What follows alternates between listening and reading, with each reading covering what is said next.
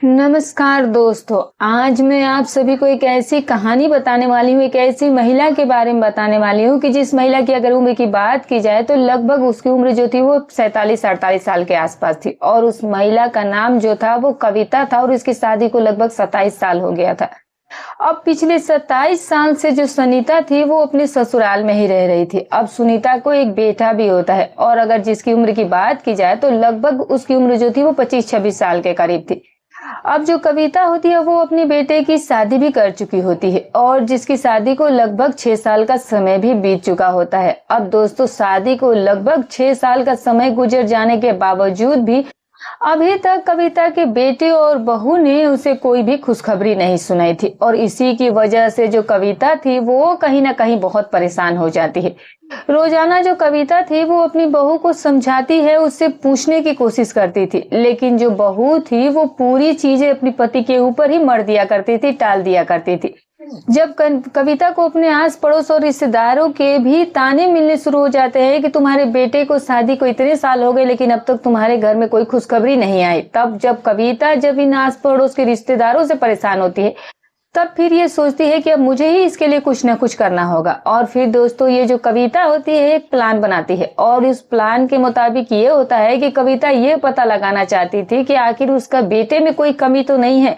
कहीं उसी की वजह से तो ऐसा नहीं हो रहा है। और इसी की वजह से कविता अपनी बहू से मिल करके उसे समझाती है कि आज जब तुम्हारा पति ऑफिस से आए तब तुम दूसरी कमरे में चले जाना और मैं तुम्हारे पति के कमरे में चली जाऊंगी। और ऐसा ही कुछ होता भी है दोस्तों। अब ये जो कविता नाम की महिला होती है ये लगभग रात के 8 बजे अपने बेटे और बहू के कमरे में चली जाती है और फिर लाइट बंद करके वहीं पर ये बेड पर सोने लगती है। और तभी जो इसका बेटा होता है वो रात के लगभग 8 बजे के आसपास का समय होता है, तो वो उस समय ऑफिस से आता है और फिर ऑफिस से आने के बाद वो सीधा ही अपने कमरे में चला जाता है, क्योंकि कविता के बेटे को ये नहीं पता था कि उस कमरे में उसकी माँ है या उसकी पत्नी है। और फिर ये आते ही जो कविता के बेटा होता है वो कविता के साथ कुछ ऐसा काम करने लगता है कि जिस काम के बारे में जब आप सुनेंगे तो दोस्तों आपके भी होश उड़कर रह जाएंगे, आपके भी पैरों तले जमीन खिसक जाएंगे और आप कल्पना ही नहीं कर सकते हैं कि भला ऐसा कैसे हो सकता है। क्या हुआ इस पूरी कहानी में, पूरी वीडियो में आप देखिएगा तो दोस्तों आप खुद ही समझ जाइएगा। तो वीडियो को पूरा जरूर देखिएगा दोस्तों, बहुत ही ज्ञानवर्धक और सीख देने वाली कहानी है। तो चलिए दोस्तों, आज की सच्ची घटना की हम शुरुआत करते हैं। तो दोस्तों, ये जो सच्ची घटना घटित हुई है ये घटी हुई है मध्य प्रदेश में। अब क्या होता है कि मध्य प्रदेश में ही एक छोटा सा गांव होता है और जिसमें एक गोपाल नाम का व्यक्ति रहा करता था और उस गोपाल की एक बेटी भी होती है और जिस बेटी का नाम कविता होता है। अब दोस्तों, ये जो कविता होती है ये अपने माता पिता की इकलौती बेटी थी। ऐसा नहीं था कि कविता के माता पिता ने कविता के जन्म के बाद कोई बच्चा नहीं चाहा, ऐसी बात नहीं थी। लेकिन हुआ कुछ ऐसा दोस्तों कि जैसे ही अब कविता का जन्म होता है और कविता के जन्म हो जाने के बाद जो कविता की माँ है वो दोबारा माँ बन ही नहीं पाती है, यानी कोई बच्चे को जन्म नहीं दे पाती है। और फिर इसके बाद ये जो कविता है अब वो इस तरह से अपने माता पिता की इकलौती बेटी बनकर रह जाती है। अब होता क्या है कि जो ये कविता के पिता होते हैं वो अपने ही गांव के पास में एक कपड़े की दुकान थी, उसी में वो काम किया करते थे। उनकी दुकान तो वो खुद की नहीं थी लेकिन वहां पर वो एक तौर पर हेल्पर का काम किया करते थे और बस उसी को करते हुए लगभग उनके कई साल बीत चुके थे और जिसके बदले में उन्हें महीने के 10,000 रुपए मिलते थे। और इन्हीं पैसे से जो कविता के पिता होते हैं वो अपने सारे घर का खर्चा भी चलाया करते थे। अब कविता जो थी वो कोई हाई फाई परिवार से नहीं थी, बल्कि बिल्कुल ही नॉर्मल परिवार से ये ताल्लुक रखती थी। लेकिन दोस्तों, कविता जो थी वो काफी ज्यादा शौकीली लड़की थी, काफी ज्यादा शौकीन लड़की थी। अब मैं इसके थोड़ा शौक के भी बारे में बता दूं दोस्तों कि जो कविता थी वो शुरू से ही अच्छे कपड़े पहनने में और अच्छे तरीके से खुद को मेंटेन करके रखने में बिलीव किया करती थी। अब धीरे धीरे ऐसे ही समय बीता है और फिर जो कविता होती है वो धीरे धीरे अब उम्र के साथ बड़ी भी होती जाती है। अब जैसे ही इसकी उम्र थोड़ी समझदारी की हो जाती है और जब इसकी उम्र लगभग 18-19 साल के करीब हो जाती है दोस्तों, तो फिर जो ये कविता होती है ये अपने ही पास के स्कूल में इसने इंटर तक की पढ़ाई कर ली थी। उसको पास करने के बाद अब ये कॉलेज के अंदर इसका एडमिशन करवा दिया जाता है और फिर कॉलेज में एडमिशन करवाने के बाद वहां जो कविता है वो कई लड़के और कई लड़कियों से दोस्ती करती है। अब धीरे धीरे ऐसे ही समय बीत रहा था और जब लगभग इसी तरह से 1 साल का समय कॉलेज में बीत जाता है तो फिर कॉलेज में इस लड़की के जो रंग थे वो काफी ज्यादा ही बदल गए थे। अब ये जो लड़की कविता थी, ये कई तरह की ऐसी हरकतें करती थी। इसने कई लड़कों को अपने पास बुलाना, उनसे बातचीत करना, कभी उनको घर पर बुलाना, कभी उनके साथ खुद बाहर चले जाना। मतलब कि ऐसे ऐसे इस लड़की ने कारनामे करने शुरू कर दिए थे। 19 साल की उम्र में जो कविता की संस्कार थे वो काफी ज्यादा बिगड़ चुके थे, बदल चुके थे। और तभी जो इस लड़की के माता पिता होते हैं वो इस चीज को कहीं ना कहीं एक्सेप्ट भी कर लेते हैं कि उनकी बेटी जो है वो अब गलत रास्ते पर जा रही है, तो सही समय पर अब उसकी शादी कर देनी चाहिए। और फिर उसके बाद जो कविता के पापा होते हैं वो अब अपनी बेटी के लिए रिश्ता ढूंढना शुरू कर देते हैं। और फिर जब वो अपनी बेटी के लिए रिश्ता ढूंढना शुरू करते हैं तो फिर एक नॉर्मल सा परिवार, जिस परिवार के अंदर एक लड़का होता है और जिस लड़के की अगर उम्र की बात की जाए तो लगभग उसकी उम्र जो थी वो उस वक्त 23 साल की होती है। और दोस्तों वो जो लड़का होता है वो भी बिल्कुल ही नॉर्मल परिवार से था, खेती बाड़ी का काम किया करते थे और उनके पास लगभग कई बीघा जमीन थी। कहने का मतलब ये था कि जब कविता के पापा कविता के लिए लड़का देखने के लिए जब उसके होने वाले ससुराल में जाते हैं तो फिर कविता के पापा को वो लड़का बहुत पसंद आ जाता है। और फिर पसंद आने के बाद अब लड़के वाले भी कविता को देखने के लिए उसके घर पर आते हैं और कविता भी उन्हें पसंद आ जाती है और फिर उसी वक्त उनकी सगाई करवा दी जाती है। यानी कि 19 साल की उम्र में कविता की सगाई करवा दी जाती है। और फिर सगाई हो जाने के लगभग 1 महीने के बाद जो शादी की डेट होती है वो भी फिक्स करवा दी जाती है। और फिर जैसे ही शादी की डेट फिक्स होती है तो लगभग 2 महीने के बाद ये जो कविता होती है ये अब दुल्हन बन चुकी थी और ये लड़की जो है वो अब अपने माता पिता को सभी को छोड़ करके अपने पति के साथ अपने ससुराल में नई जिंदगी की शुरुआत करने चली जाती है। अब दोस्तों होता क्या है कि जब ये कविता अपने ससुराल में जाती है तो फिर वो ये देखती है कि उसके ससुराल में ऐसा कुछ भी खास नहीं था। जैसा कविता अपना घर छोड़ गई थी ठीक वैसा ही उसे ससुराल भी मिला था। कहने का मतलब ये था कि जैसी कंडीशन कविता के घर की थी वैसा ही उसको ससुराल भी मिला हुआ था, क्योंकि कविता के जो ससुराल वाले थे वो भी बिल्कुल ही नॉर्मल थे। अब आप सभी को पता है दोस्तों कि पहले के समय में लोगों के पास इतने सारे शौक या पैसे भी नहीं थे कि वो इस तरह के काम करे। लेकिन हाँ, एक बात थी कि कविता के ससुर के पास बहुत बीघा जमीन थी, यानी कि वो जमीनी तौर पर जमीन के मामले में बहुत ज्यादा धनी थे। और इस तरह से लगभग उसकी शादी को 3 साल का भी समय बीत जाता है। और फिर उसके बाद जो ये कविता होती है वो एक बेटे को जन्म देती है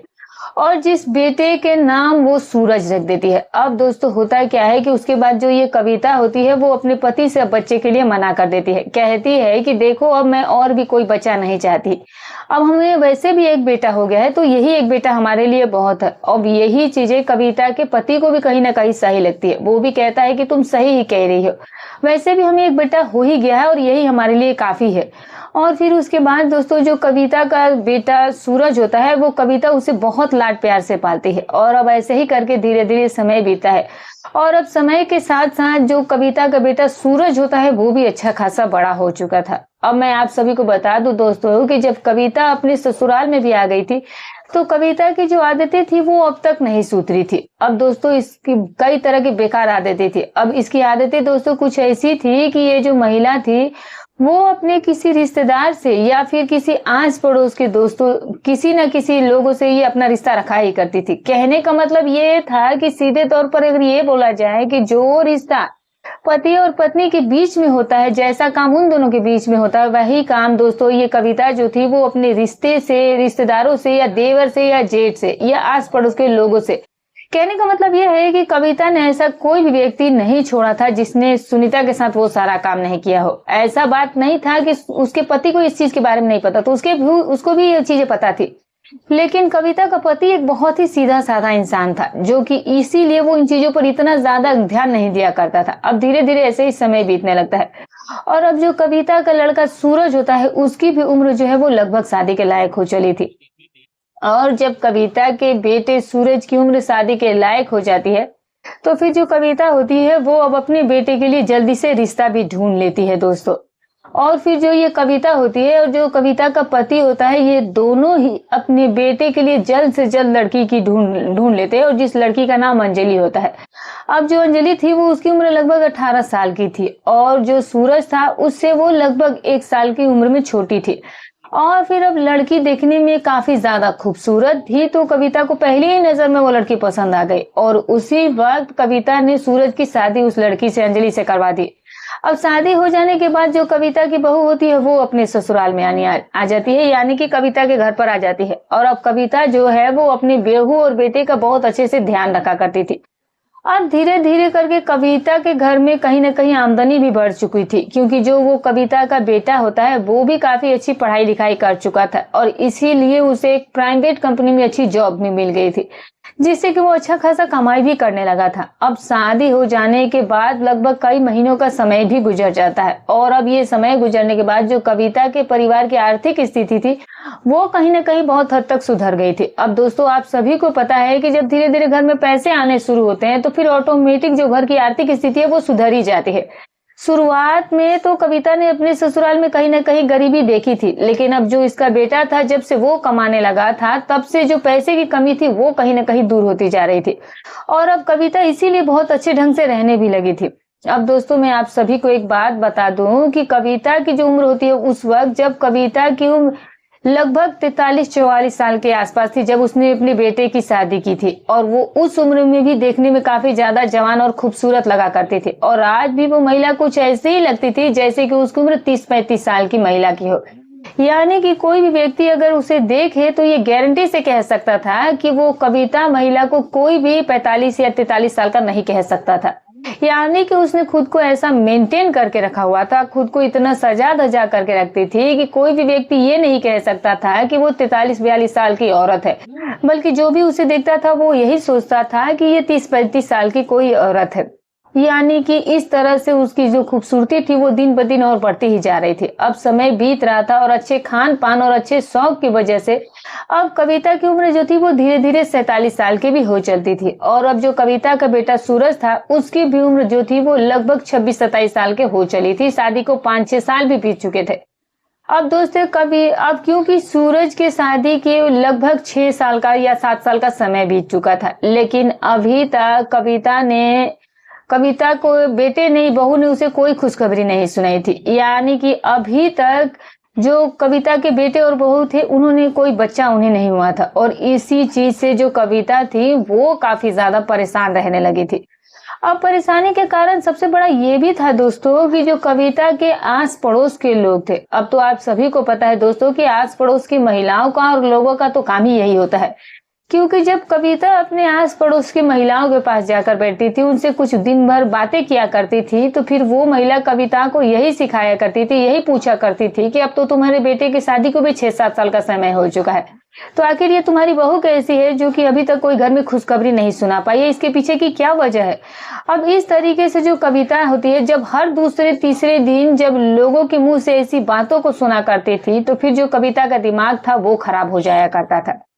अब कविता को इस बात से कहीं ना कहीं गुस्सा आने लगता था और अब कविता यही सोचती है कि यार लोग बात भी सही कह रहे हैं, वैसे भी बेटे की शादी को लगभग 6-7 साल का समय भी गुजर चुका है, लेकिन अभी तक बेटे और बहू ने मुझे कोई खुशखबरी नहीं सुनाई है। अब दोस्तों मैंने आप सभी को बताया कि जो कविता महिला थी वो एक ऐसी लेडीज थी जो कि सबसे खुली हुई थी। कहने का मतलब ये था कि ये किसी भी बात को कहने से पहले सोचा नहीं करती थी और ना ही इसे कोई थोड़ी शर्म आती थी। अब होता क्या है कि जो कविता होती है वो एक दिन अपनी बहू के साथ बैठ करके बात कर रही थी और तभी जो कविता होती है वो हंसी मजाक में जो उसकी बहू अंजलि होती है वो उसे कहती है कि बहू मुझे एक बात बताओ कि आखिर मेरे बेटे और तुम्हारे के बीच में बातें तो होती है ना, आखिर तुम्हारे बीच चल क्या रहा है, क्योंकि तुम्हारी अब तो शादी को भी 6-7 साल का समय गुजर चुका है, लेकिन अभी तक तुमने कोई खुशखबरी नहीं सुनाई है। अब यहाँ पर दोस्तों जो उसकी बहू अंजलि होती है वो अपनी सासू माँ से कहती है कि सासू माँ मैंने मेरी तरफ से कोई कसर नहीं छोड़ी है, लेकिन आपके बेटे की जो बातें हैं वो मुझे समझ में ही नहीं आती है। हम लोग खूब कोशिश भी करते हैं लेकिन पता नहीं क्या होता है और क्या नहीं होता है, कुछ हो ही नहीं रहा है। अब यहाँ पर जो कविता होती है वो थोड़ी अलग ही सोच में पड़ जाती है, इसका दिमाग खराब हो जाता है ऐसी बातें सुनकर। वो सोचने लगती है कि जब दोनों पति पत्नी आपस में समय बिताते हैं तो फिर ऐसा क्यों हो रहा है। अब दोस्तों मैंने आप सभी को पहले ये बता दिया कि कविता जो थी वो एक ऐसी महिला थी जो उड़ती चिड़िया को बता देती थी कि ये कौन सी पेड़ पर जाकर बैठी थी, क्योंकि कविता ने बहुत सारे लोगों के साथ समय गुजारा था और ऐसे ऐसे लोगों के साथ उसने रिश्ता बनाया था कि जिससे उसे सब कुछ पता था। अब कविता ने ये सोचा कि बहू तो मुझे कुछ क्लियर बता ही नहीं पा रही है, और फिर इसी तरह से 1 सप्ताह का समय गुजर जाता है और फिर एक दिन जो कविता होती है ये बात जाकर अपने पति से शेयर करती है। कहने लगती है कि हमारे बेटे की शादी को लगभग 7 साल का समय हो चुका है, लेकिन अब तक हमारे बेटे ने हमें कोई खुशखबरी नहीं सुनाई है। क्या करे क्या ना करूं, मुझे तो कुछ समझ ही नहीं आ रहा है इसके पीछे की क्या वजह है। अब जो कविता का पति था वो बहुत ही सीधा साधा और सज्जन इंसान था, तो इसीलिए वो इन बातों पर ज्यादा ध्यान भी नहीं दिया करता था। वो कविता को समझाता है कि तुम्हारी तो बातें ही मुझे समझ में नहीं आती है, अब क्या जरूरी है, जरूरी थोड़ी ना है कि बच्चे हैं वो हो जाएंगे, आराम से होंगे, जब वो लोग चाहेंगे तब हो जाएंगे, तुम इतनी बेचैन क्यों हो। लेकिन फिर भी जो कविता की बात होती है वो उसे बात से सहमत नहीं हो पाती है। कहने का मतलब ये है कि वो इन बातों से कोई ताल्लुक नहीं रख पाती है और फिर वो अपनी निजी बातों में गुम रह जाती है। और अब कविता जो है वो अपनी बहू से कहती है कि देखो मैं तुम्हें लगभग और 1-2 महीने का समय देती हूँ, और अगर तुमने इन 2 महीने के अंदर अगर कोई खुशखबरी नहीं सुनाई तो फिर मैं तुम्हारे साथ कुछ भी कर सकती हूँ। अब तुम अपना सोच लेना। यहाँ पर दोस्तों जो अंजलि होती है वो अपनी सासू माँ की बातों को सुनकर बहुत परेशान हो जाती है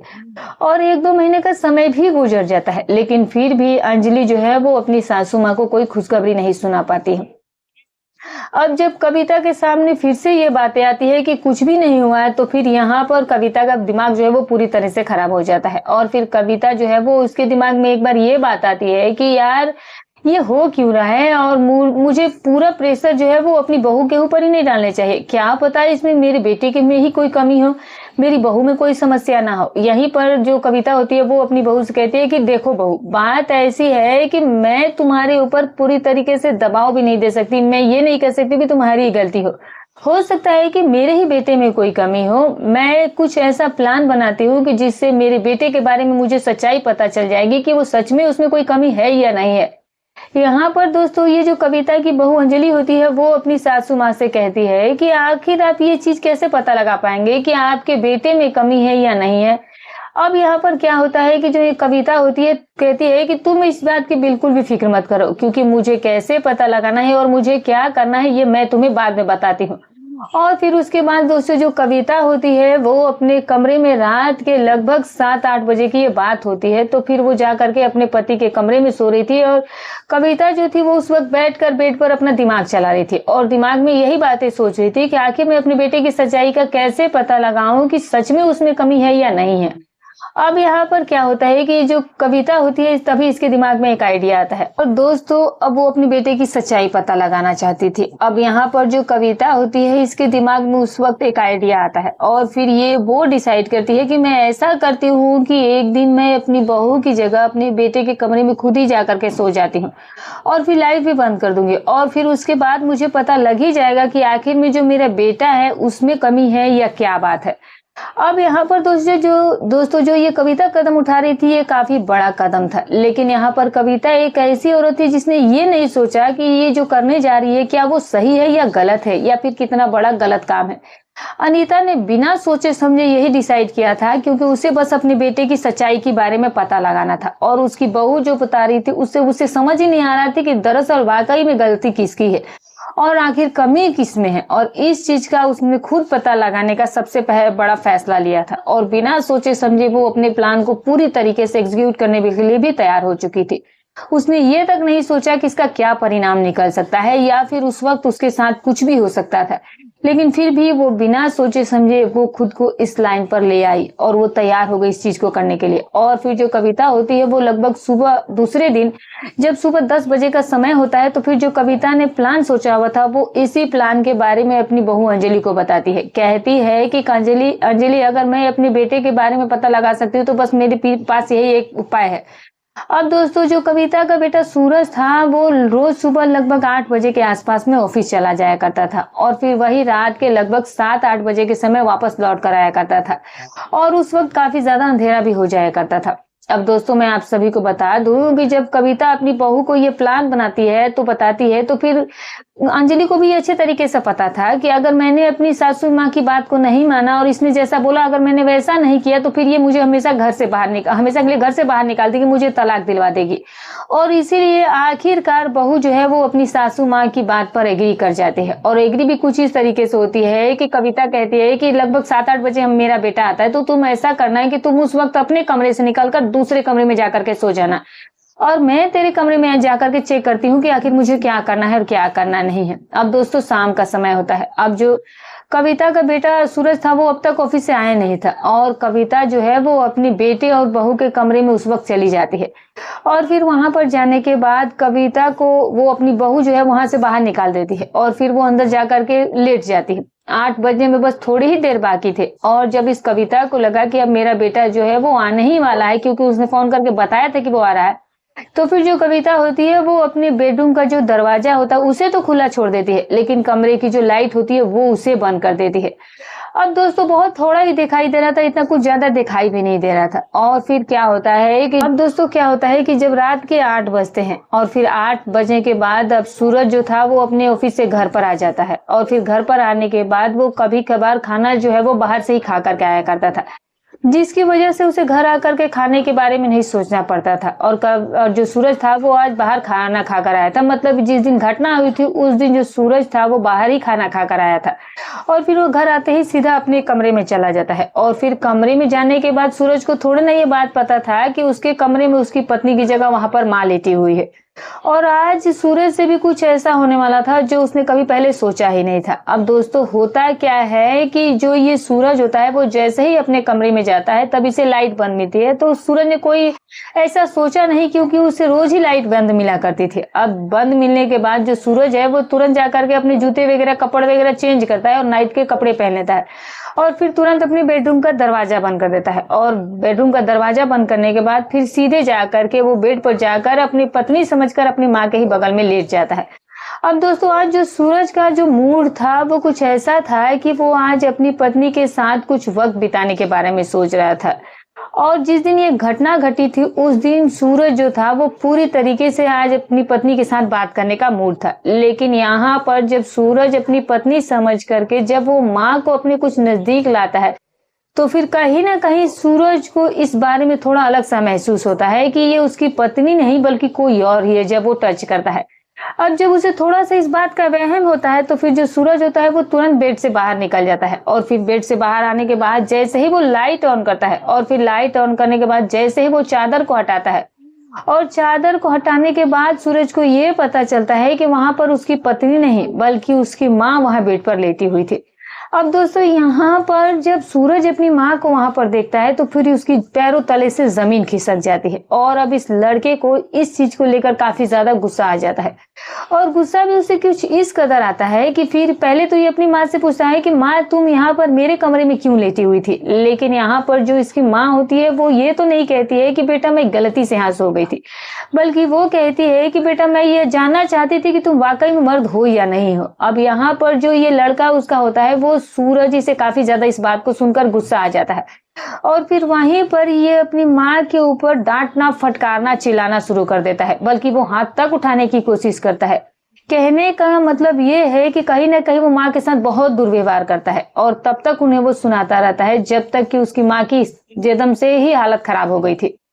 अब जब जैसे ही उसकी बहू अंजलि को अपने पति की चिल्लाते हुए आवाज सुनाई देती है तो वो तुरंत भागकर अपने पति के कमरे में जाती है और फिर वो अपने पति को अपनी सासू माँ से बचाने लगती है, छुड़ाने लगती है। तब तक सूरज की माँ जो थी वो एकदम से ही डर गई थी, सहम गई थी और उसके बाद जो कविता होती है ये इसकी हालत गंभीर हो जाती है और फिर इसको जल्दी से हॉस्पिटल ले जाया जाता है और फिर बहुत ही मुश्किल से जाकर उसे कविता को हॉस्पिटल में होश आता है। तो दोस्तों को इस तरीके से एक माँ ने इस तरह का गलत फैसला उठाया जो कि सरासर गलत था, जो कि कहने की बात नहीं है कि वो कोई और भी रास्ता अपना सकती थी इन चीजों के बारे में पता करने के लिए, लेकिन जिस तरीके का उसने फैसला किया वाकई में वो गलत था। खैर आप जो भी राय हो कमेंट करके जरूर बताइएगा। तो दोस्तों ये रही कहानी। दोस्तों हमारी कहानी सुनाने का उद्देश्य किसी के भावनाओं को ठेस पहुंचाना नहीं है, ना ही किसी के दिल को आहत करना था, बस केवल आपको सचेत करना था, जागरूक करना था, आपका मनोरंजन करना था। तो दोस्तों फिर मिलूंगी कल एक और नई घटना के साथ, तब तक अपना और अपने परिवार